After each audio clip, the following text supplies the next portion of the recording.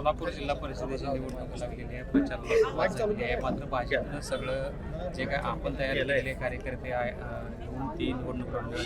आता कशा पद्धतीने तुम्ही या निवडणुकीला सामोरं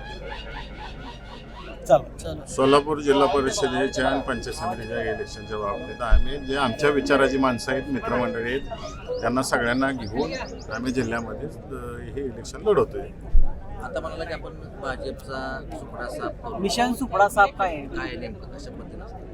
जेव्हा का सोलापूर जिल्ह्यातील जनतेनं स्वाभिमानाने नगरपालिका इलेक्शन असेल, विधानसभा इलेक्शन असेल, त्याच पद्धतीनं लोकसभा इलेक्शन असेल, हे प्रत्येक वेळेस दाखवून दिलेलं आहे की ही जनता पुरोगामी विचाराची जनता आहे आणि पुरोगामी विचारच फक्त या सोलापूर जिल्ह्यात चालतो. आणि सोलापूर जिल्ह्याच्या जनता ही पूर्णतः स्वाभिमानी आहे. त्यामुळे जे सुपडा साफ पॅटर्न गेले 3 इलेक्शनचा आहे तोच पुढं जनता चालू ठेवेल अशी आम्हाला खात्री आहे. काय प्रमुख मुद्दे असणार आहेत? आपण पण ग्रामपंचायत पासून आज खासदार पदापर्यंत आपण काम केलेलं आहे.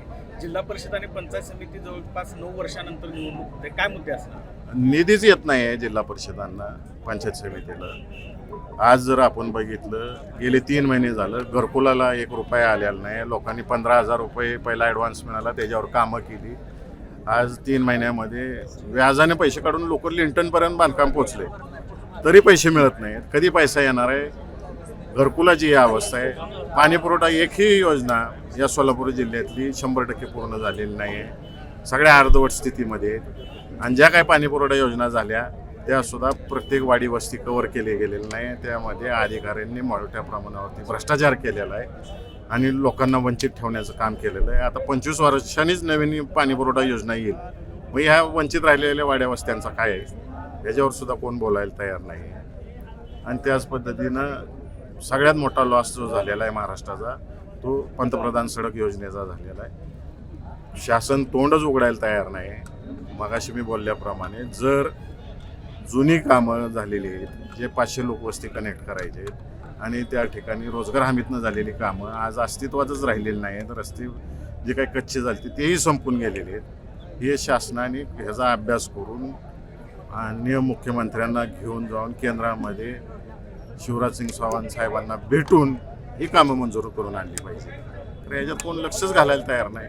त्यामुळे महाराष्ट्राची अवस्था रस्त्यांची बिकट होणार आहे अजून याच्या बाबतीत आणि आपलं महाराष्ट्राचं मोठ्या प्रमाणावर नुकसान होतंय. ग्रामविकास मंत्री आहेत तरी देखील निधी मिळत नसते. सरकारने बघावं सगळ्या काय करावं त्यात. मी सगळ्यांना भेटलोय, सगळ्यांना विनंती केलेली आहे.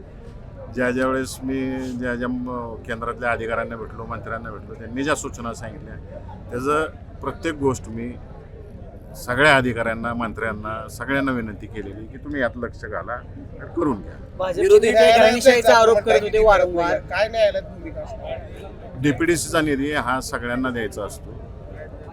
ह्याचा क्लिअर GR आहे आणि त्यात भेदभाव केला गेलेला आहे. त्यामुळे आम्ही कायदेशीर मार्गाने जाऊ आणि जे काही प्रोटोकॉल पाळला गेला पाहिजे होता, जे काही निकष नियमावली पाळली गेली पाहिजे होती, आराखड्यामध्ये जी कामं घेतलेली त्या आराखड्याचं जी रूल्स अँड रेग्युलेशन राज्य शासनाचे ते कुठंच पाळले नाही. मनमानी पद्धतीनं निधी वाटला आहे. निधी द्यायला कोणाला अडचण नाही आम्हाला, तर एक त्याचं धोरण ठरवा आणि सगळ्यांना निधी द्यायचं काम केलं पाहिजे. तसं झालेलं नाही आहे आणि त्या दृष्टिकोनातून न्यायालयात जाणार. भारतीय जनता पार्टी घराणेशाहीचा केंद्रीय पथक येणार आहे, कधीपासून येणार आहे, कसं नियोजन असेल?